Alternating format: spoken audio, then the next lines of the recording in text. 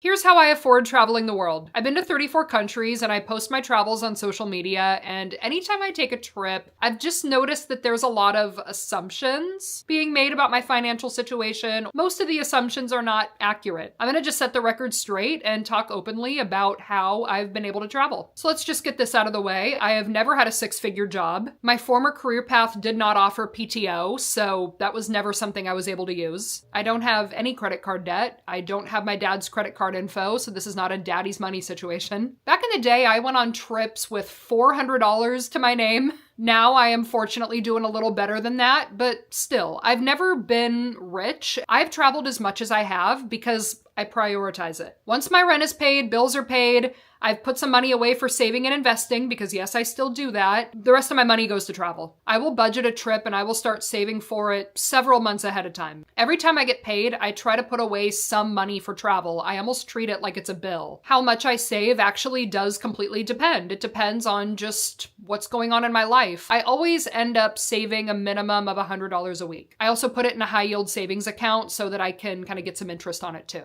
I don't really buy new clothes unless it's a staple item. I will rent clothes for special occasions if needed. I do sometimes buy lattes, maybe twice a week. I do go out to eat maybe once or twice a week. Again, more if life calls for it, but I do try to just keep my food costs low. What I think helps a lot is that I almost never go out drinking. We're talking once a month, like maximum. I live a very simple, maybe borderline boring life at home so that I can live it up when I'm traveling. Another thing that's really helped me is that when it comes to travel and where I go, I stay in my lane. I stay in hostels most of the time. I stay in regions where the US dollar goes a long way, like Southeast Asia or Eastern Europe. I haven't been on a safari yet because a quality one is gonna be at least a few thousand, and I would just rather put that money elsewhere where I can travel longer. I don't do a lot of luxury travel. I went to the Middle East for a week and that was expensive. I loved that trip, but I don't do that all the time. And to be totally honest, I was able to travel the most at a time where I was in between places. When I just had a $150 a month storage payment to worry about, that was a lot easier than the $2K I pay for rent now. Now I don't have the ability to travel as much as I would like to, and I don't like that. So I am very actively trying to change my situation. I'm currently preparing to sacrifice my own personal home base and the comforts of staying in one place so that I can travel more. And I'm doing that because travel is my priority. I want it that badly. Not everybody is in a position to prioritize travel, and I fully realize that. I am very grateful that I'm in a situation where I can even think about making those sacrifices. But that's just my honest answer. It's never been about having an endless supply of money. It's just been about wanting something badly enough.